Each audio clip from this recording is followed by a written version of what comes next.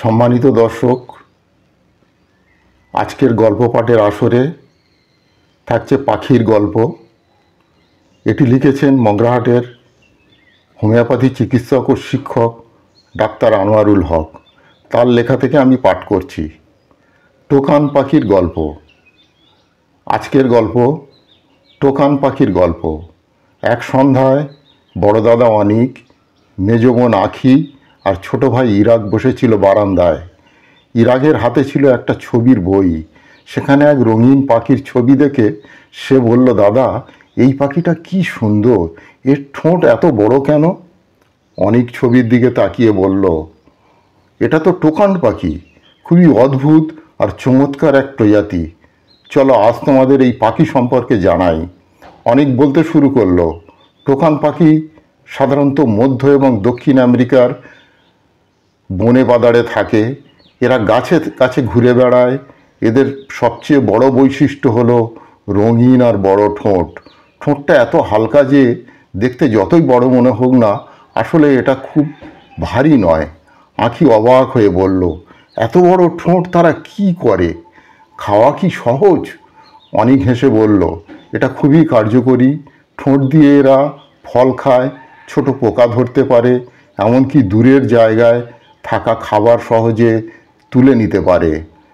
ঠোঁট তাদের শত্রু থেকে রক্ষা পেতে কাজে লাগে। ইরাক বলল, এদের ঠোঁট এত রঙিন কেন?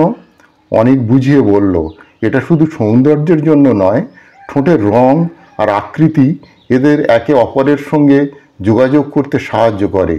এছাড়া গাছে সব বসে থাকা ফলের সঙ্গে মিশে এরা নিজেদেরকে লুকিয়ে রাখতে পারে।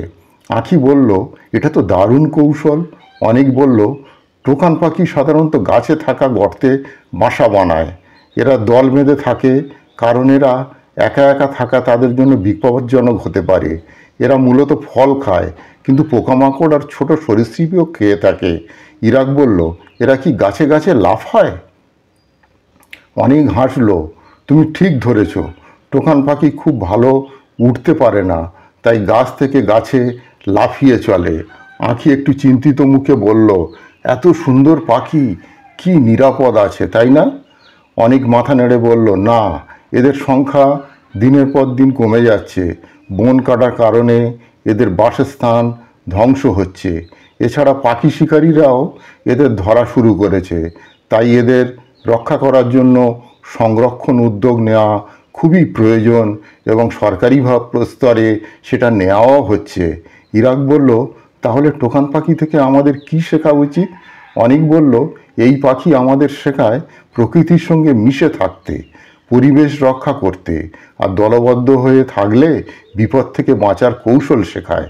আঁখি বলল, তাহলে আমাদের এদের রক্ষার জন্য কিছু করা উচিত। সেদিন টোকান পাখির গল্প শুনে তিন ভাই বোন শুধু মুগ্ধ হলো না, বরং তাদের মনে প্রকৃতির প্রতি ভালোবাসা জন্ম নিল। ইরাক বলল, আমি একদিন টোকান দেখতে আমাজনে যাব, এই আমার স্বপ্ন। অনেক হাসলো এবং বলল, তুমি শুধু দেখতে যাবে না, তাদের রক্ষার জন্য কাজ করবে। টোকান পাখি আমাদের রঙিন পৃথিবীর একটা অংশ।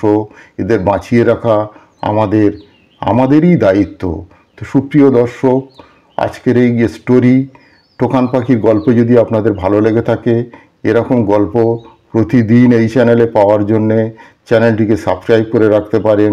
আর ভিডিওটিকে লাইক ও শেয়ার করুন। ভালো থাকুন, সুস্থ থাকুন।